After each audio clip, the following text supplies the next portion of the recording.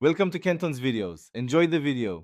You start by confirming the Minecraft edition, Java versus Bedrock, because controls differ. This determines which settings you change. Next, sign into the Microsoft account tied to the child and make sure you have device admin access.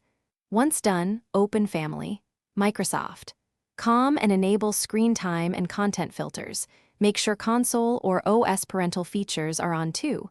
These are not optional. They form the chain that lets Minecraft settings take effect and prevents conflicting rules from blocking or overriding later steps.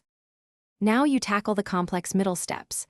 Adjust privacy and communication settings at the Xbox or Microsoft account level to control multiplayer and chat. Then, open Minecraft and set multiplayer to allow or block, disable chat if needed, and restrict access to servers or realms. Make sure content age limits match family. Microsoft. Calm choices so they do not conflict. Sync settings across all devices. Once synced, test by launching Minecraft on the child's device to verify that chat, joining servers, and marketplace access behave as expected.